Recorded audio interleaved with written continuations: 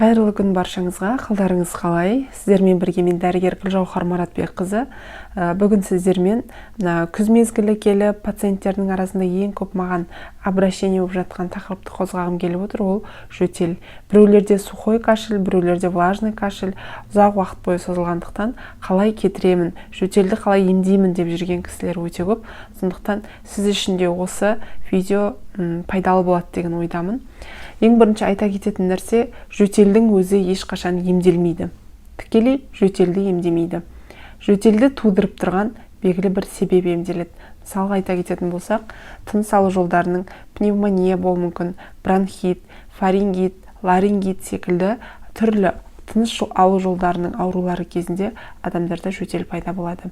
Сондықтан да жөтелді емдемес бұрын ең алдымен айтатын кеңесім, міндетті түрде дәрігерге барып, өкпеңізді тыңдатып, алдымен дұрыс диагноз қойғызып алыңыз.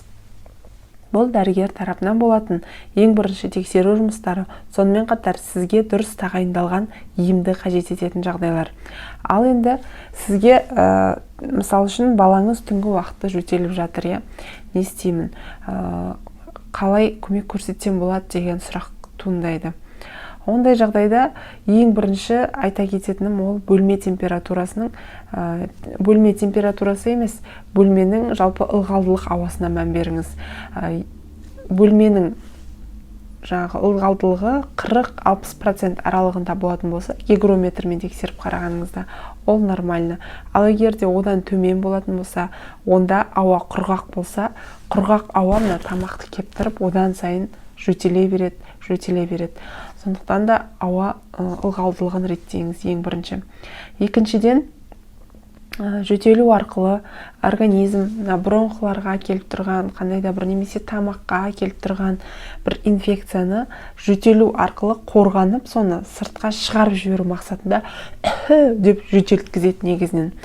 Осы жөтел эффективный болу үшін біз эффективті болуына әсер етуіміз керек. Сондай көмек беруіміз керек. Егер де просто так адам жөтеле берсе, одан шаршайды. Жөтел организм үшін нәтижелі болу керек. Енді сол эффективті болу үшін бронхоларда өндірілетін слизь болады, шырыш болады. Сол шырыш қаннан тікелей қан сұйық болатын болса, бронхолардан бөлінетін шырышта сұйық болады, қан қою болатын болса, бронхолардан бөлінетін шырышта қою болады.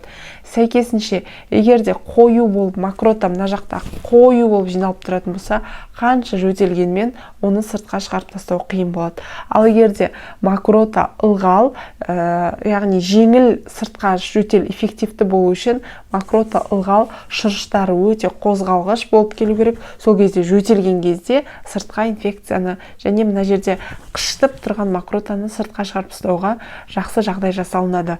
Сол себепті біздің акцент қоятын жағымыз ол қанды сұйылту саналады. Ал қанды сұйылту үшін үнемі жидкостьті дұрыс ішіп отыру керек.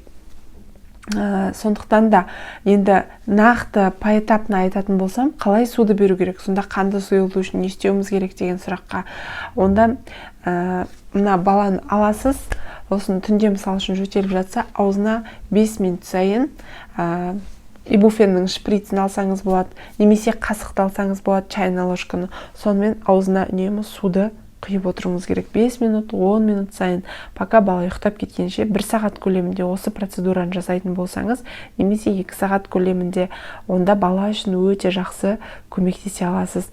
Екінші айта кететін нәрсе, тамақ құрғап кетпес үшін арнайы аптекада постилкалар сатылады.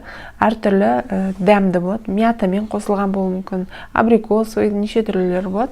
Солардың бірін алып, постилкаларды сорған кезде сілекей бөлінеді, ауыз қуысынан тамақтың құрғап кетуінің алдын алады. Және тағы бір айта кететін нәрсе, мен қыздарым үшін мынандай спрейді қолданам, алоэдан жасалынған First деп аталатын спрей.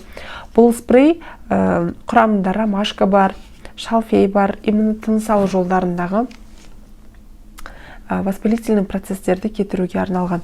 Сондықтан да егер де жөтелмен күресіп жүрген болсаңыз, айтар кеңесім, менің бірінші дұрыс диагноз қойғызыңыз, екінші бөлменің ылғалдылығын реттеңіз, үшінші сұйықтықты жақсы қабылдау керек. Сол кезде ғана жөтелдің эффективті болуына әсер ете отырып, жөтелден айығуға болады. Егер де сіздердің тағы қосымша сұрақтарыңыз болатын болса, онда комментарий қалдырсаңыздар болады.